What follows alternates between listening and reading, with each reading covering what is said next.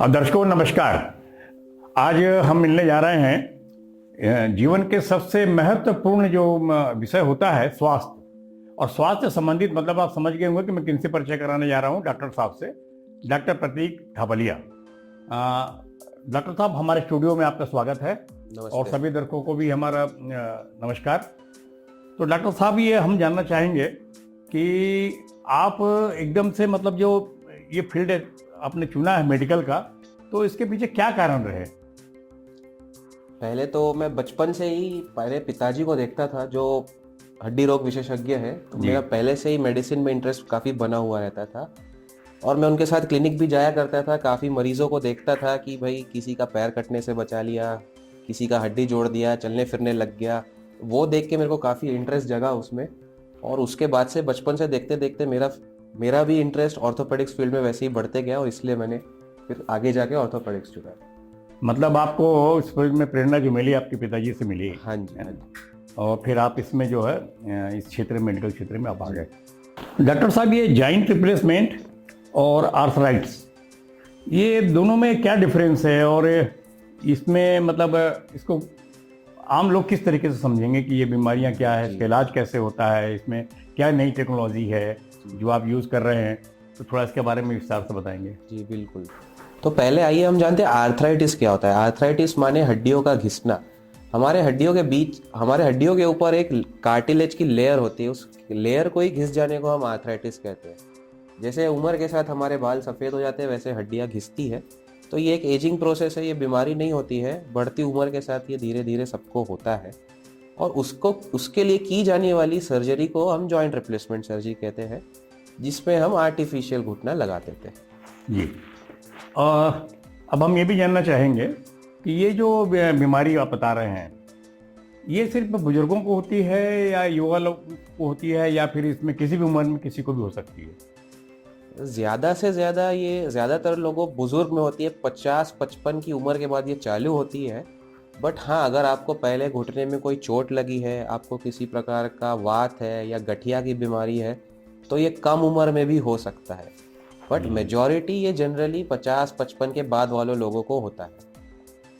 अभी जैसा हम लोग पढ़ते हैं समाचारों में या देखते हैं, तो ऐसा लग रहा है कि भारत में ये बीमारी जो आर्थराइटिस की ये बढ़ रही है। तो इसके पीछे क्या कारण है? खान पान है, रहन सहन है, लाइफ स्टाइल है, क्या चीज़ मुख्य कारण हो सकता है? तो भारत में मुख्य कारण आर्थराइटिस का दो वजह से है कि यहाँ पे लोगों को नीचे बैठने की जो आदत है पालती मार के, और हमारे यहाँ जो इंडियन वॉशरूम्स होते हैं उसके कारण जो लोग नीचे बैठ के वॉशरूम जाते हैं, जिसमें घुटना बहुत मुड़ता है, इसलिए ये आर्थराइटिस बहुत कॉमन है इंडिया में, और स्पेशली घुटनों में ज़्यादा होता है इसी वजह से। जी। ये जो जॉइंट रिप्लेसमेंट है, ये कब कराना चाहिए? मतलब इसमें क्या क्या प्रिकॉशन करना चाहिए और कब डॉक्टर के पास जाना चाहिए, इसमें थोड़ा बताएं। जी। तो अगर आपको आर्थराइटिस है तो आपको पता कैसे चलेगा? इसके कुछ लक्षण होते हैं, जिसमें घुटनों से टक टक कट कट की आवाज़ आना, जोड़ों में दर्द होना, सूजन होना, चलने में दिक्कत होना, सीढ़ी चढ़ने में दिक्कत होना, ज़मीन में बैठने में दिक्कत होना, ये लक्षण से ये चालू होता है। फिर ये धीरे धीरे बढ़ते जाता है, पैरों में टेढ़ापन आ जाना, जोड़ों में दवाई लेने के बाद भी सूजन रहना, दर्द रहना, किसी भी प्रकार के इलाज से ठीक नहीं होना, यानी कि ये आपका आर्थराइटिस अब बढ़ चुका है।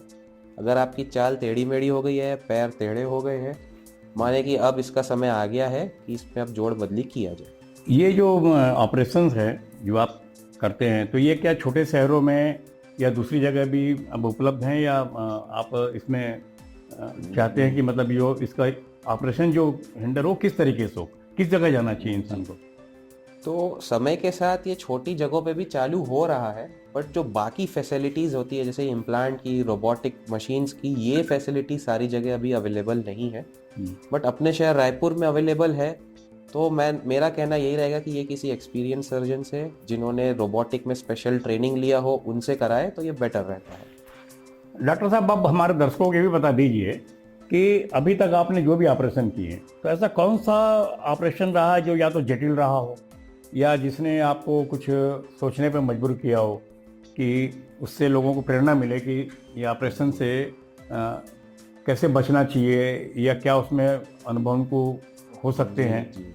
ऐसी कोई बात? तो हमारे एक मरीज थे, कुछ 75 साल की महिला थी, अभी अभी जिनका ऑपरेशन हुआ है दोनों घुटनों का, कुछ 1 डेढ़ महीने पहले। वो कम से कम 10 साल से ये ऑपरेशन को टालती रही, क्योंकि उनको डर था ऑपरेशन का, और वो उनको ये भी डर था कि वो ऑपरेशन के बाद चल पाएंगी कि नहीं चल पाएंगी। उन्होंने 10 साल इसको टाला, और उनके पैर इतने टेढ़े हो गए थे कि वो गिर गई और पैर की हड्डियां टूटने लग गई थी। इस वजह से उनको आखिरी समय में आखिर कराना ही पड़ा। तो मेरे को ये कहना है, ये मैसेज पहुंचाना है मरीजों तक कि आप इसको इतना डिले ना करें कि आपका पूरा लाइफस्टाइल रुक जाए, आपका जो रहने रहने का चलने फिरने का ढंग है पूरा बदल जाए। ये जैसे ही आपको पता चले, इससे डरिए मत। आजकल ये नए टेक्निक से होने लग गया और सक्सेसफुल होता है, तो इसे करा लेना चाहिए। अब हमारा एक सवाल ये भी है कि आने वाले समय में ये ऑर्थोपेडिक है, जॉइंट रिप्लेसमेंट है, इसमें और क्या बदलाव की आप उम्मीद रखते हैं कि किस तरीके से मशीनरीज में या रहन सहन में इंसान के क्या चेंजेस आ सकते हैं या आने चाहिए? इसमें दो चीज़ें हैं। एक तो यह है कि जो जॉइंट रिप्लेसमेंट हो रहा है आजकल, इसको एक रीसर्फेसिंग सर्जरी बोलते हैं, जिसमें हम पूरा जोड़ नहीं बदलते हैं, सिर्फ ऊपर का जो खराब हड्डी उसको निकाल के नया इम्प्लांट लगाते हैं। और नया ये अभी रिसेंटली कुछ सालों में ही आया है, जिसे हम रोबोटिक टेक्निक कहते हैं, जिसमें जब हम इम्प्लांट लगाते हैं वो 1-1 डिग्री तक, 1-1 mm तक हम उसको ऑपरेशन के दौरान मेजर करके लगा सकते हैं। जिसका फ़ायदा ये होता है कि रिकवरी काफ़ी तेज़ होती है, ऑपरेशन के बाद दर्द काफ़ी कम होता है, ऑपरेशन के 5 से 6 घंटे बाद मरीज़ चलने फिरने लग जाता है, और इसी के कारण जो घुटना जो हमने आर्टिफिशियल लगाया उसका लाइफ भी बढ़ जाता है। तो वो इतना नेचुरल नी की तरह होता है कि पेशेंट को कुछ समय के बाद पता भी नहीं चलता है कि उसका ऑपरेशन हुआ है। मतलब आप ऑपरेशन करते हैं तो उसी दिन 5-6 घंटे के बाद वो चल सकता है मरीज? हाँ जी, जैसे अगर मैंने सुबह किसी मरीज़ का 8 बजे सर्जरी किया है, तो मरीज़ के पैर का एनेस्थीसिया जाने के बाद, जिसको 6 से 7 घंटा लगता है, उसके बाद मरीज़ चलना फिरना चालू कर देता है। जी, बहुत अच्छी जानकारी आपने दी है। और मेरे ख्याल है कि दर्शकों को भी लगेगा कि जो घबराते हैं कि घुटनों को ऑपरेशन कराना, कि जैसा आपने बताया कि 10 साल तक बचते रहे लोग, जी जी। तो मुझे ऐसा लगता है कि आपके इस इंटरव्यू को देखने के बाद में दर्शकों को जरूर लगेगा कि उनको ये बीमारी हो गई है। ना हो, अच्छी बात है, स्वस्थ रहें, ये तो हम भी चाहते हैं, आप भी चाहेंगे, लेकिन वो अब घबराएंगे नहीं और इलाज कराने के लिए आएंगे, क्योंकि ये तो आप जिस हिसाब से बता रहे हैं बहुत जटिल ऑपरेशन होने के बाद भी इतनी आसानी से आप इसको कर पा रहे हैं। पता नहीं इसमें आप रोबोटिक का भी समावेश करते हैं, उनसे करते हैं, या सर्जरी मैनुअल होती है, तो मुझे नहीं मालूम। लेकिन लोग अब मेरे को लगता है कि इस इंटरव्यू के बाद में बहुत आसानी से अपने अगर बीमारी से दूर करने का प्रयत्न करेंगे। तो डॉक्टर साहब, एक बात और मेरा सवाल है आपसे कि ठीक है, बीमारी हो गई तो आदमी को जाना चाहिए, पर इससे बचने के लिए क्या मेन चीज़ उनको ऐसी अपनानी चाहिए कि जिससे उनको ये बीमारी मतलब ना हो, अगर हो भी जाए तो कम से कम जो है वो इस हालत में नहीं कि उसको जल्दी इलाज करा सके? तो हम भी हमारे मरीजों को पहली चीज़ यही कहते हैं कि भाई इससे बचने के लिए क्या करें ताकि ऑपरेशन की नौबत ना आए। उसके लिए कुछ चीज़ें हैं आपके डाइट में, कुछ चीज़ें आपका जो डेली का रूटीन में। आपके डाइट में हाइड्रेशन बहुत अच्छा होना चाहिए। डेली का जो आपका वाटर इनटेक है 4 से 5 लीटर होना चाहिए। डेली का सनलाइट बहुत ज़रूरी है, एटलीस्ट सुबह का सनलाइट 10 से 15 मिनट का इनफ है आपके जोड़ों के लिए। आपके डाइट में प्रोटीन होना चाहिए किसी भी प्रकार का, या तो वेजिटेरियन सोर्स या नॉन वेजिटेरियन सोर्स, जो भी आप प्रेफर करते हैं। और साथ ही साथ उम्र के बाद कैल्शियम विटामिन कम हो जाता है, तो अपने को या तो वो डाइट से लेना है या तो किसी प्रकार के सप्लीमेंट से लेना चाहिए। और दूसरा इसमें बहुत बड़ा रोल आता है, वो होता है एक्सरसाइज का, फिजिकल एक्टिविटी का। आपका डेली का रूटीन में वॉकिंग कितना है, आप कितनी एक्सरसाइज करते हैं, आप साइकिलिंग करते हैं या स्विमिंग करते हैं या किसी प्रकार का स्पोर्ट्स खेलते हैं, या फिर जो लोग शुरुआत से ही बहुत चलते फिरते हैं उनमें ये डिले हो जाता है, जो लोग पहले से ही थोड़े वज़न ज़्यादा रहता है या चलना फिरना जिनका कम रहता है उनमें जल्दी हो जाता है, ये सारी चीज़ें भी है। तो फिजिकल एक्टिविटी जिससे अपने शरीर के सारे जोड़ चलते रहे वो भी काफ़ी ज़रूरी है।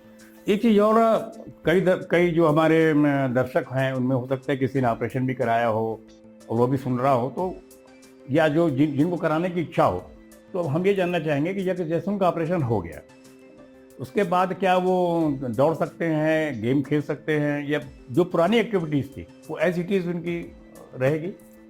जी, जनरली ये जो होता है बुजुर्गों में होता है, और अपने यहाँ खेलने कूदने वाले बुजुर्ग थोड़े कम ही रहते हैं। लेकिन हाँ, ऑपरेशन के बाद वो पालती मार के बैठ सकते हैं, सीढ़ियाँ चढ़ सकते हैं, तेजी से चल सकते हैं। अगर वो पहले से ही उनकी कोई स्पोर्ट्स पर्सन है जो पहले से ही दौड़ता है, जॉगिंग करता है, तो वो कर सकते हैं। बट जंपिंग और रनिंग वाली चीज़ें हम अवॉइड करने कहते हैं। हालांकि वो कर सकते हैं, बट उससे जो इम्प्लांट लगा है उसकी लाइफ कम होती है। तो दर्शकों, आपने समझ लिया होगा कि आर्थराइट्स का या जॉइंट रिप्लेसमेंट का मामला कोई बहुत इतना गंभीर नहीं कि इससे डरने की ज़रूरत है। आप डॉक्टर ढबालिया से बातचीत करने के बाद, इनको सुनने के बाद में निश्चित रूप से आपका आत्मविश्वास बड़ा होगा और हम उम्मीद करते हैं कि हमारे दर्शकों को इससे बहुत बहुत लाभ होगा। तो डॉक्टर साहब, थोड़ा सा एक और मेरे मन में विचार आ रहा है, मैं वो स्पष्ट कर देना चाहता हूँ उसको, कि आपने जो ऑपरेशन किए हैं वो ऑपरेशन में कितना परसेंट ऐसे मरीज है जो सक्सेस होते हैं, या सक्सेस का जो ग्राफ है वो क्या है? और दूसरी बात ये भी कि ऑपरेशन का मेथड क्या है, मतलब इसमें एक ही प्रकार का ऑपरेशन होता है या ऑपरेशन में कोई डिफरेंस है ना? मतलब कोई बजट के हिसाब से होता होगा या आवश्यकता के हिसाब से होता होगा, तो इसमें कितने प्रकार के आप ऑपरेशन करते हैं और सक्सेस क्या है इसका? जी, तो देखिए, ये नी रिप्लेसमेंट सर्जरी जिसे हम कहते हैं, ये एक मेजर सर्जरी होती है। हमारे यहाँ जितने भी पेशेंट ऑपरेट हुए हैं, अभी तक किसी को कोई मेजर कॉम्प्लिकेशन नहीं हुआ है, सब ठीक है। इसमें एक मेजर कॉम्प्लिकेशन होने की चीज़ होती है जिसे हम इन्फेक्शन कहते हैं, जो हम कहते हैं कि पक जाना जो कहते हैं, वही एक मेजर चीज़ होती है। अदरवाइज आजकल ये नई टेक्निक और रोबोटिक्स से इतना बढ़िया होने लग गया है कि इसका सक्सेस रेट बहुत ज़्यादा हो गया है, और आजकल मरीज सामने से आके बोलते हैं कि हमको सर्जरी करवाना है। डॉक्टर साहब, हम ये भी जानना चाहेंगे कि जो आप ऑपरेशन करते हैं तो ये इसमें क्या कैटेगरी होती है, किस तरीके से, मतलब अलग अलग पेशेंट्स को अलग अलग जरूरत पड़ती होगी, तो वो क्या है? तो हर पेशेंट की हड्डियाँ अलग होती है, शेप और साइज़ अलग होता है, तो उनके लिए उनके हड्डियों का मैचिंग इम्प्लांट मंगाया जाता है। इम्प्लांट यानी क्या, जो हम आर्टिफिशियल घुटना लगाते हैं उसे हम इम्प्लांट कहते हैं। अब वो भी बहुत प्रकार प्रकार के आते हैं। जो हमारे यहाँ यूज़ होता है वो इम्पोर्टेड इम्प्लांट है, वो बाहर से बन के आता है, और वो उसका लाइफ कम से कम 20 से 25 साल होता है, और वो बेस्ट इम्प्लांट है। और जो बाकी इम्प्लांट्स आते हैं वो हम सारे यूज़ करना बंद कर दिए। मतलब लोकल भी बनते हैं क्या ये बहुत सारे प्रकार के आते हैं, बहुत सारे कंपनीज के आते हैं। कुछ अच्छे होते हैं, कुछ नहीं होते हैं, बट कुछ कंपनीज ऐसी है जो स्टैंडर्डाइज है कि भाई इनका इम्प्लांट लगाया जाए, जो मेडिकली प्रूव्ड है, जिनके रिजल्ट्स, तो हम सिर्फ वही इम्प्लांट यूज करते हैं जो लंबा चलते हैं। मतलब जिस पे आपको कॉन्फिडेंस है, आप जी। मतलब एक प्रकार कहना चाहिए कि गारंटी है कि ये खराब नहीं होती, तो वो आप Yes, वो यूज जो करते हैं। मेडिकली प्रूव्ड है तो कि- जो कास्ट होती है वो इसी पर डिपेंड करती है कि हाँ आप जी। किस तरीके का आपका ऑपरेशन कर रहे हैं और हाँ क्या जी। सामने वाले की कैपेसिटी है, उसके हिसाब से आप इसको जी। देते हैं। ठीक। हाँ, तो दर्शकों, अब आपके मन में एक शंका जरूर होगी कि अगर आपको ऑपरेशन के लिए डॉक्टर साहब से मिलना है, प्रतीक ढाबालिया जी हैं ये डॉक्टर साहब, तो ये भी मालूम कर लीजिए कि ये इनसे मिलने के लिए आपको कहाँ आना होगा। तो डॉक्टर साहब, हमारे दर्शकों को बता दीजिए कि आप कहाँ उपलब्ध रहते हैं। मैं रामकृष्ण केयर अस्पताल रायपुर में उपलब्ध रहता हूँ। मेरा ओपीडी नंबर 16 है, और आप कभी भी परामर्श के लिए वहाँ आ सकते हैं, अपॉइंटमेंट बुक करके। डॉक्टर साहब, आप हमारे स्टूडियो में आए, आपने हमारे दर्शकों को बहुत अच्छा ज्ञान दिया। तो दर्शकों, अब हम आपसे लेते हैं इजाज़त। नमस्कार।